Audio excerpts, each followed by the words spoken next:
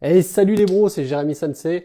Alors aujourd'hui, je te fais une vidéo, je vais te parler un petit peu de mon patrimoine, la répartition de patrimoine que j'ai, la stratégie que j'ai mis en place autour de tout ça. Je t'explique tout après ce jingle.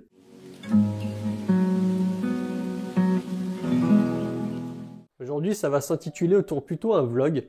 Ça sera pas une vidéo avec des montages dans tous les sens. Ça sera vraiment un vlog où toi et moi on discute. Enfin, c'est plutôt moi qui discute, tu l'as compris. Mais voilà, c'est que je voulais te raconter un petit peu mon histoire et surtout comment j'en suis arrivé à où j'en suis aujourd'hui, par quelle étape je suis passé. Donc tout a commencé en 2014-2015. À cette époque-là, je faisais des business en ligne avec mon collègue. On s'était lancé dans des business à la con, hein, clairement, parce que c'était la plupart du temps des Ponzi, et ça nous a rapidement amené à investir en bourse. Donc avant de me lancer en bourse, j'ai quand même lu quelques bouquins, histoire de pas partir à poil, hein. Comme disait Warren Buffett, c'est lorsque la mer se retire qu'on voit qu'il y a un maillot de bain. Et donc j'ai décidé d'ouvrir mon PEA. Donc mon PEA, je l'ai ouvert sur Fortuneo. Alors c'est peut-être pas la meilleure des banques, mais en tout cas je suis assez satisfait. D'autant plus que tu as des profils où il y a zéro frais de courtage si tu passes 2 ordres ou moins par mois. Et moi ça me va très bien, puisque sur ce PEA je fais ce qu'on appelle un DCA. Donc acronyme de Dollar Cost Average. Ça permet tous les mois de faire un virement et d'investir et de renforcer ses positions sur notamment un ETF. Donc un ETF que j'ai choisi du S&P 500 américain, pour ceux qui connaissent. Si tu connais pas, bah, je peux te renvoyer sur cette vidéo-là. Donc ça, c'est une technique qui me convient parfaitement parce que moi, ce que je voulais, c'était une stratégie qui me prenne pas trop de temps, qui me demande pas trop de recherche, donc bah, forcément, ça contribue aussi à mon temps, et qui soit pas compliqué à mettre en œuvre. Et franchement, c'est une stratégie qui a été prouvée, qui donne de très bonnes performances. J'ai fait une vidéo d'ailleurs la dernière fois sur ça. Tu peux aller jeter un coup d'œil, pardon, si jamais tu l'as pas vu. Et du coup, c'est impeccable. Globalement, ça me prend 2 minutes par mois. Tous les premiers du mois, mon virement arrive. Je ne regarde pas le cours, je clique pour acheter mes unités d'ETF et c'est fini. Donc ça, c'est quelque chose que j'ai attaqué, que j'ai mis en place depuis fin 2019, début 2020, donc ça fait pas forcément longtemps. Je suis vraiment satisfait, honnêtement. Au départ, je prenais des actions individuelles du style Renault, Société Générale, Airbus, etc. Et bah, ce qui s'est passé, c'est que je me suis vite rendu compte que les plus-values d'un côté annuler les moins-values de l'autre et j'avais des résultats qui n'étaient pas forcément très très bons. Pour te donner un ordre d'idée, entre 2015 et 2019, je crois que j'ai fait 20 ou 23% sur l'ensemble. Pas annualisé, hein, sur l'ensemble. Donc c'était pas top du tout, surtout au vu du marché haussier qu'on a eu. Et c'est pour ça que je me suis ensuite repris et que j'ai changé complètement de stratégie d'approche.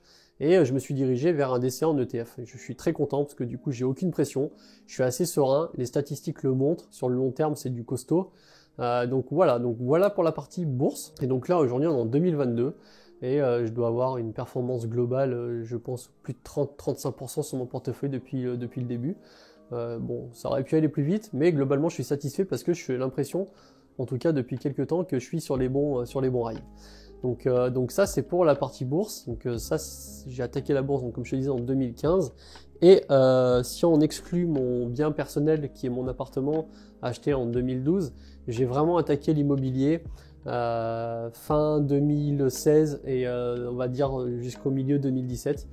Où là, là tout simplement, j'ai fait mes premiers investissements locatifs. Donc ça fait maintenant 5 ans, ça passe vite. Depuis, avec mon associé, on a acheté en tout et pour tout une vingtaine de lots. Donc il y a certains qu'on a revendus, d'autres qu'on a encore. Donc là, actuellement, on est en recherche d'un bien avec, si possible, un nombre important d'appartements. Mais bon, les annonces se font assez rares, en tout cas dans le coin où je suis.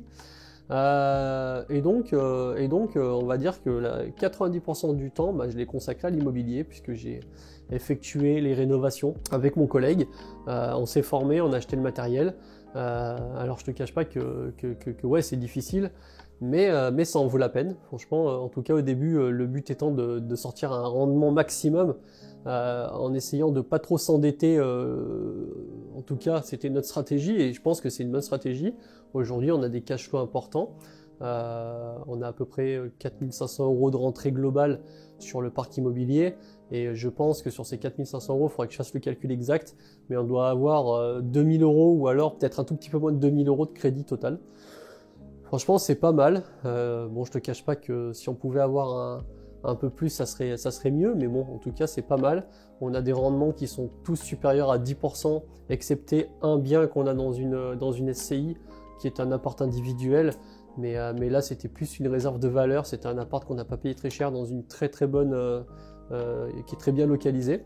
Donc on sait que globalement, si on le rénove et qu'on le revend, ça fera tout de suite une bonne plus-value, même si on sera imposé dessus via la SCI, mais ça sera une bonne réserve de capital, pardon. Donc ça, c'est pour la partie immobilier. De toute façon, je vais te montrer, après on ira sur l'ordinateur, et je vais te montrer 2-3 graphiques. Tu auras un camembert avec la répartition en pourcentage. Sinon, à part ça, j'ai un petit peu de crypto-monnaie, mais c'est vraiment très léger. Je dois avoir 1000 $ à peu près, ça dépend, j'ai pas regardé le cours depuis un moment. Donc j'ai de l'Ethereum. Alors l'Ethereum, je ne l'ai pas acheté, en fait je l'ai miné. Alors à la base, je suis pas un mineur. D'ailleurs, si ça t'intéresse et tu me le diras en commentaire, je connais quelqu'un qui a une bécane de minage, pardon, et je peux faire un vlog avec lui si ça te chauffe. Dis-le en commentaire. Donc je disais, j'ai commencé à miner de l'Ethereum. En fait, ce qui s'est passé, c'est que je me suis fait plaisir. Je suis un peu geek sur les bords. J'aime bien tout ce qui est univers jeux vidéo, même si je joue beaucoup moins à l'heure d'aujourd'hui, l'informatique et tout ce qui s'en rapproche. Et du coup, j'ai acheté une machine de guerre il y a quelques années avec une 3080, une Nvidia RTX 3080 pour ceux qui connaissent. Et en fait, c'était pas du tout pour miner, mais je me suis dit pourquoi pas essayer. Donc j'ai commencé à lancer du minage d'Ethereum en 2020, début 2020. Pendant le Covid, et franchement ça donnait des bons résultats puisque je tournais, je crois que c'était 0,1 Ethereum par mois. Alors c'est pas forcément exceptionnel, mais en tout cas c'était pas mal, sachant que l'Ethereum est monté à 4000 $ après. Je te laisse faire le calcul pour une consommation à peu près de 20 € d'électricité mensuelle. Donc voilà, la crypto, en fait, je l'ai eu principalement comme ça. Par contre, ça représente pas plus de 1% de mon patrimoine total. À côté de ça, j'ai un petit investissement loisir, mais alors ça c'est purement personnel, c'est pour moi dans le rétro gaming et dans certains types de cartes du style carte Pokémon. Bon, ça c'est vraiment un investissement loisir. Je l'ai fait parce que ça me faisait plaisir et puis parce que le rétro gaming, il y a un petit côté nostalgie dedans. C'est pas dans un but de revendre, mais je sais que si un jour j'ai besoin d'y revendre, c'est quelque chose qui normalement fonctionne en tout cas à l'instant T plutôt bien. Et j'ai un tout petit investissement dans l'or. Alors c'est vraiment minime, en fait j'ai acheté juste un louis d'or, enfin une 20 francs Napoléon en or. C'était simplement pour histoire de voir déjà un peu ce que ça donnait quand tu l'avais dans les mains. Mais globalement c'est pareil, on parle de moins de 400 €. C'est quasiment rien. Moi vraiment le plus gros c'est l'immobilier qui a plus de 50%. Ensuite j'ai de la bourse entre 10 et 15%. Il faudra qu'on regardera tout à l'heure ensemble le patrimoine, la gestion du patrimoine. Je dois avoir 10% de trésorerie parce que je t'expliquerai aussi, j'ai une réserve de trésorerie qui est proportionnelle à mon patrimoine, ce qu'on appelle l'année de tranquillité d'esprit financière. Globalement c'est tu prends toutes tes charges fixes et tu multiplies par 12, enfin tu prends toutes tes charges fixes mensuelles et tu les multiplies par 12 et on te demande d'avoir, enfin en tout cas on te demande, c'est une sécurité que d'avoir un an de quoi payer un an de charges fixes en cas de problème. Demain ton boulot, tu as une toiture, tu as quoi, tu as n'importe quel problème, tu peux t'en sortir sans être trop en pression. Donc globalement voilà, ce qu'on va faire c'est qu'on va tout de suite passer sur le PC. Et puis on va voir ensemble un petit peu tout ça. Allez, suis-moi. Ok, donc là comme tu peux le voir, je suis passé sur le micro sur l'ordinateur parce que le son est vraiment bon. Donc t'étonne pas si ma voix change un petit peu, c'est toujours moi, je te confirme. Et donc on va passer sur la gestion de patrimoine. Enfin, en tout cas la répartition du patrimoine, comme je te le disais au début de cette vidéo. Tu as en face de toi le camembert avec les tranches de pourcentage qui représentent le patrimoine que j'ai à l'heure actuelle. Donc tu peux voir que dans ce camembert, eh ben, déjà la dominance c'est le orange, donc, qui concerne l'immobilier. Donc j'ai 58% de mon patrimoine net, hein, là je parle de patrimoine net en immobilier. C'est normal, tu me diras, puisque vraiment c'est vraiment la partie sur laquelle je me suis penché le plus. C'est vraiment la partie sur laquelle j'ai voulu accentuer au maximum, parce que c'est cette partie-là qui me permet d'avoir un effet de levier au travers du crédit bancaire et qui me permet de sortir des cash flows importants, puisque mon but étant de faire un maximum de cash flow qui me permet par la suite d'investir une partie de ce cash flow en bourse. Et tu as vite compris le truc, c'est que plus je fais grossir mon cash flow et plus je peux investir dans la bourse en parallèle. Donc ça, et en plus de ça, ça me donne une sérénité supplémentaire pour le cas où je veux racheter derrière. Après, tout ce qui est taux d'endettement et etc., on parlera de ça dans une prochaine vidéo. Là aujourd'hui c'était vraiment pour t'expliquer un petit peu comment j'en suis arrivé à cette répartition là, pourquoi, comment. En réalité ça n'a pas été quelque chose que j'ai décidé dès le départ, hein, ça s'est fait un petit peu naturellement, en prenant un chemin et puis un autre et puis un autre, et ben j'en suis arrivé à ça aujourd'hui, donc je suis assez satisfait. Donc tu peux voir, j'ai 58% d'immobilier, je vais avoir 11% d'investissement. Donc quand je dis investissement, c'est bourse au travers des ETF et quelques actions, et assurance vie. Bon, assurance vie, je te cache pas que j'ai moins de 1000 euros. Je l'ai vraiment ouvert au départ en me disant au moins j'aurai le délai pour tout ce qui est avantages fiscaux, mais sans arrière-pensée à ce moment-là. Puis je t'avoue que bon, ça me sert un peu à rien en tout cas à l'heure d'aujourd'hui. Ensuite, je vais avoir en SCI, parce que j'ai une SCI aussi. À la base, quand j'ai attaqué l'immobilier, j'ai d'abord commencé par créer une SCI à l'IS.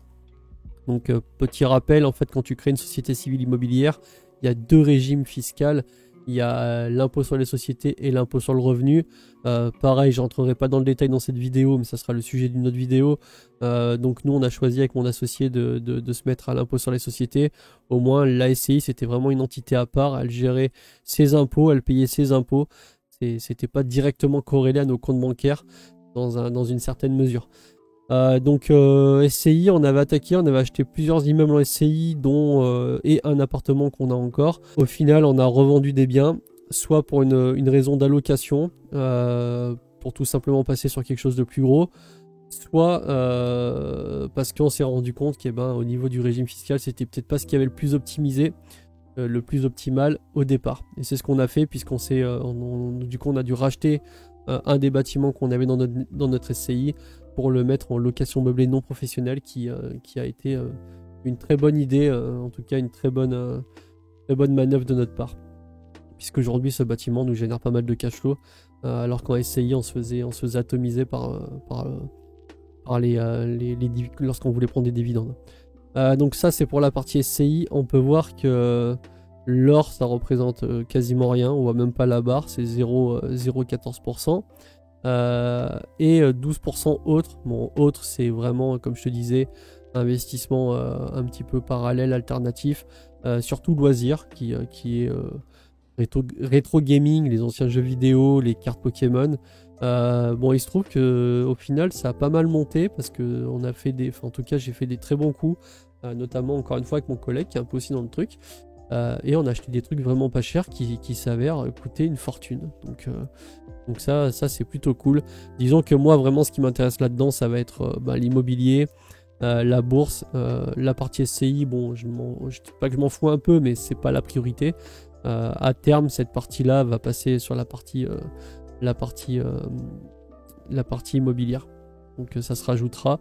Donc globalement, à quelque chose près, j'ai un 50% immobilier, et ensuite c'est réparti 12, 10, 10, 11, tu vois, c'est à peu près réparti équitablement. Donc ça c'est pour la partie répartition du patrimoine. Donc moi à l'instant T, en juillet 2022, mon patrimoine est réparti de la façon suivante. N'hésite pas en commentaire à me dire, toi, un petit peu, qu'est-ce que tu as, comment c'est réparti. Ça m'intéresse aussi. On peut en discuter. C'est vrai que je ne l'ai pas dit systématiquement dans les vidéos, mais cette chaîne, si on peut faire du partage, c'est un petit peu ce que je recherche. Je trouve que c'est plus cool d'avoir un aspect communautaire. Chacun donne un petit peu ses idées, ses pensées. Et de toute façon, il n'y a pas forcément de vérité absolue. Tout est contextuel. Donc ça dépend vraiment de la situation de chacun. Donc ça, c'est pour la répartition du patrimoine. Et comme je vous disais, concernant la trésorerie, donc les 10%, c'est surtout là actuellement, en tout cas au moment où je vous parle, j'ai un petit peu de trésorerie de côté, parce que vu que je vais racheter, enfin en tout cas que je veux racheter quelque chose dans les mois qui arrivent, dès qu'il y a une bonne affaire qui sort, et je veux franchir un certain step, c'est-à-dire vraiment pouvoir acheter quelque chose de plus gros que ce que j'ai pu acheter jusqu'à aujourd'hui. Pour vous donner un ordre d'idée, aujourd'hui on va avoir des bâtiments avec mon collègue qui se trouvent aux alentours des 200-250 000 euros. Là j'aimerais bien franchir une vraie étape et passer pourquoi pas sur un bâtiment qui coûterait on va dire aux alentours des 500 000 euros. Alors après c'est pas tellement le prix qui fait que, mais sur notre zone je sais qu'à ce prix là on peut avoir des choses pas trop mal, où on peut faire une dizaine, une douzaine et sur un très bon coup une quinzaine d'appartements. Voilà, c'est ce que je voudrais pour pouvoir avoir un projet qui m'anime pendant quasiment 18 mois. Et derrière pouvoir encore une fois avoir un cash flow important. Donc je garde de la trésorerie parce que au niveau des banques, si normalement on a quand même une certaine facilité, en tout cas dans la banque où on a une certaine facilité à obtenir les crédits, mais avec les durcissements de l'accord des crédits, je préfère avoir la trésorerie s'il faut faire un apport, s'il faut payer les frais de notaire. Jusqu'à aujourd'hui, je sais pas si c'est de la chance ou pas, mais j'ai jamais eu à sortir un seul euro de ma poche pour faire n'importe quel crédit que ce soit les frais de dossier, que ce soit les frais de notaire. Franchement, on a toujours tout emprunté à 110%. Les frais de dossier, on arrive à les négocier. Donc c'est plutôt bien. Mais maintenant, ça ne veut pas dire que ça sera toujours comme ça. Donc je préfère me garder une marge de sécurité financière pour le prochain projet. Si on me demande d'injecter, au moins, j'aurai ce qu'il faut. Et si je fais un crédit et que pour une raison quelconque, il y a un différentiel de 20 000 euros pour finir les travaux, et ben, au lieu d'aller faire une demande de rallonge au niveau de la banque, et ben, j'aurai toujours de la trésorerie et voir un petit peu ce qu'on peut faire. Voilà pourquoi actuellement j'ai 10% de trésorerie sur mon patrimoine. En règle générale, je ne sais pas vous ce que vous en pensez, mais moi je me dis, même ayant un patrimoine de 500 000 euros net, bien entendu, allez, si tu as 20, 25, 30 000 euros de côté, franchement c'est déjà pas mal. Normalement ils préconisent 10%, mais franchement, je pense qu'avec 30 000 euros, surtout si vous êtes deux en association ou même plus, bah ça met une certaine sécurité. Donc ça c'est pour la partie répartition du patrimoine. Et je peux te montrer, je te cache pas qu'il n'y a pas forcément de secret là-dedans. Je peux te montrer maintenant le PEA et l'évolution du PEA que j'ai eu. Donc depuis que j'ai mis en place ce tableau, c'est-à-dire en janvier 2020. Donc tu peux voir qu'à ce moment-là, j'avais 5275 euros dans mon PEA. C'était ce que j'avais déjà d'avant, parce que comme je te le disais, le PEA, je l'ai créé en 2015, en juillet 2015 de mémoire. Donc ouais, ça fait 7 ans aujourd'hui. Et donc j'ai fait des apports. Donc là, tu peux voir par contre qu'en mars 2020, j'ai fait un énorme apport de plus de 10 000 euros. Ça, c'est parce qu'on était en période Covid, que le marché s'écroulait. Et je me suis vraiment dit que s'il y avait une opportunité à saisir, c'était celle-là. Et honnêtement, je ne regrette pas mon choix. Donc là, j'ai mis 10 000 euros pour directement porter à 15 000 euros la valorisation de mon portefeuille global. Et ensuite, ce que j'ai fait, c'est que j'ai fait des apports tous les mois en augmentant les apports. Donc là, tu peux voir que les apports, globalement, ils augmentent avec l'augmentation du cash flow immobilier. C'est ce que je te disais tout à l'heure. Stratégie de base. Faire l'immobilier, contracter des crédits, acheter, faire du cash flow qui permet de s'enrichir entre guillemets. J'aime pas trop ce terme, mais c'est ce qui se passe. Et reverser une partie de ce cash flow pour augmenter ses ses apports pour son DCA sur le portefeuille boursier. Et c'est ce que j'ai fait, tu le vois dans la ligne d'apport, que là j'étais à 200, je passe à 300, puis là je suis à 500 actuellement. Et donc, bon, bah certes, on était dans un marché haussier, mais j'ai quand même eu des bonnes performances. J'ai fait un petit peu je dirais le con à ce moment-là, là, sur les mois de juin, juillet, parce que je pensais qu'il allait y avoir une troisième vague de Covid qui allait plomber la bourse, et du coup j'ai préféré me sortir du marché pour me sécuriser. Et puis en fait, eh ben, je me suis aperçu que j'ai perdu quelques pourcentages précieux. Bon, c'est pas grave. Maintenant, ce qui est sûr, c'est que je reste en place dans le marché, et que ça monte ou que ça baisse, en tout cas sur la partie ETF, je fais uniquement mon DCA. Donc voilà pour la petite anecdote. Je sais que j'avais eu en commentaire quelqu'un qui m'avait dit qu'il attendait avec impatience la vidéo sur une stratégie. En tout cas, moi c'est ma stratégie. Je pense que c'est une stratégie qui est viable sur le long terme. Alors évidemment, si la bourse s'écroule, bah forcément la stratégie va s'écrouler aussi en conséquence d'eux, puisque l'ETF réplique l'indice. Mais bon, va falloir quand même y aller, je pense. Les 500 plus grosses boîtes américaines, jusqu'à aujourd'hui, ça a su prouver en tout cas que c'était solide. En tout cas, ça c'est mon avis. Mais voilà, donc voilà un petit peu l'augmentation du patrimoine. Je pourrais vous faire, je sais pas, tous les ans ou tous les 2 ans, si vous le voulez, un suivi pour qu'on puisse avoir les informations en direct. En tout cas, l'évolution, surtout ça, l'évolution. Et j'ai fait une comparaison aussi avec, donc ça c'est le tracker, et vous avez le cours du S&P 500 que je mets aussi à jour, et ça me permet de voir l'évolution. Par exemple, on peut voir que le S&P 500 en 2021, il a fait 27% quasiment en performance positive. Moi, sur mon tracker, j'ai 40,52% et mon portefeuille, lui, a fait 40,53%. Tout simplement parce qu'à ce moment-là, j'avais acheté des actions Société Générale et Renault, et j'ai fait plus de 100% sur Société Générale, et Renault, j'ai dû faire 30%, mais en parallèle, les trackers, il y avait, je sais plus ce que j'avais fait, mais ça m'avait baissé un peu ma performance. Enfin bref, je me suis quand même retrouvé avec 40% de rendement net. Donc c'est énorme. Après, l'année s'y prête très bien, hein. Une année où ça fait 27%, c'est exceptionnel. J'en suis conscient, mais je suis assez satisfait. Écoute, voilà globalement comment moi je gère ma stratégie pour le moment. Je sais pas si c'est certainement pas la meilleure, mais c'est en tout cas, pour l'instant, ça me donne de bonnes performances. Après, ça me donne de bonnes performances aussi. Pourquoi ? Parce que sur l'immobilier, je n'achète pas en dessous de 10% de rendement net, pas brut, net. Donc ça, c'est assez difficile.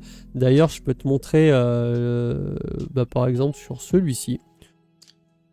Je peux te montrer celui-ci. Donc ça, c'est un des immeubles qu'on a. Et puis là, tu peux avoir un tableau, justement, où tu peux voir un petit peu les performances qu'on a. Donc là, on est clairement sur un rendement net à 12,55 sur cet immeuble-là.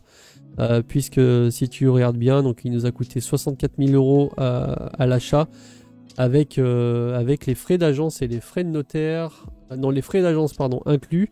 On a eu 3 800 € de frais de notaire et les coûts des travaux. Alors attention, c'est coûts des matériaux, puisqu'en fait les travaux, mis à part une dalle béton et un escalier béton qui nous a coûté aux alentours des 20 000 €, on a avec mon collègue fait la rénovation complète du bien. Donc ça nous a pris du temps. Mais en tout cas, on s'est retrouvé sur un bien neuf pour un total avec crédit terminé à 166 000 € de total du coût du bâtiment. Là, on a une estimation de biens actuels, mais bon, le marché est un petit peu surestimé d'après moi sur l'immobilier, entre 220 et 240 000 €. Donc ça fait un bon 80 000 € comme ça, on va dire, de prix, et c'est surtout le cash flow net du bâtiment, comme tu peux le voir, 1830 € de rentrée locative totale brute, mensualité de remboursement, on est à 688 €, et avec les divers frais qu'on a, les charges, etc., on est quand même sur un cash flow net mensuel sur ce bâtiment de plus de 1000 €. Donc franchement, c'est un très bon bâtiment qui a y a 3 appartements, 3 fois 50 mètres carrés répartis sur 3 étages. Et 2 commerces au rez-de-chaussée. Donc très bien situé, très lumineux. Mais voilà, globalement, ce qu'on cherche, nous, vraiment, c'est du 10%. Et j'espère dans le futur, en tout cas dans le futur proche, arriver à trouver du 10% sur des bâtiments qui sont peut-être 3 fois cette taille-là. Disons que si on pouvait avoir un 3 000 € de cash flow net mensuel sur un gros bâtiment, quitte à y passer 18 mois dedans à se faire chier dans la poussière, et ben je te cache pas que ça me ferait plaisir. En tout cas, ça sera soit ça, soit rien. C'est sûr et certain. Dans l'immobilier, il faut bien acheter. J'arrête pas de le dire. Tout le monde le dit. Tous ceux qui ont de l'expérience te le diront. Il faut bien acheter. C'est vraiment indispensable. Si tu veux en tout cas progresser et continuer tes investissements. Donc voilà. J'espère que ça t'a plu. Je me rends pas trop compte encore si le format vlog c'est un petit peu plus plaisant que le format vidéo montée. Moi je sais que j'aime bien à titre perso, j'aime bien quand c'est plus proximité, quand c'est plus naturel, quand j'ai vraiment l'impression de te parler.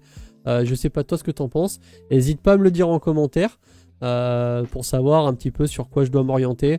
Si tu préfères des vlogs, bon dans tous les cas je ferai tous les formats du cours. Là par exemple tu peux voir, j'ai mis une vidéo en ligne sur une astuce de propriétaire bailleur, surtout quand tu dois faire des états des lieux, que tu as des joints de salle de bain qui jaunissent ou qui noircissent. Petite astuce, je te mets la vidéo ici ou ici. Et moi je te dis en tout cas à la prochaine. Si tu as regardé la vidéo jusqu'ici, c'est topissime. N'hésite pas à mettre un pouce bleu. Abonne-toi à la chaîne si tu veux du contenu. En tout cas si tu veux avoir les infos sur le prochain contenu. Parce que je vais faire pas mal de vidéos. Les prochaines rénovations, elles seront filmées. Je vais essayer de faire des montages corrects. Maintenant, je vais te parler un petit peu sur cette chaîne de ce que j'ai pu rencontrer comme soucis. Je vais faire une vidéo sans tarder sur les problèmes que j'ai rencontrés principalement en tant que propriétaire bailleur. Donc tout ça va arriver. Moi, je te dis à bientôt. Salut!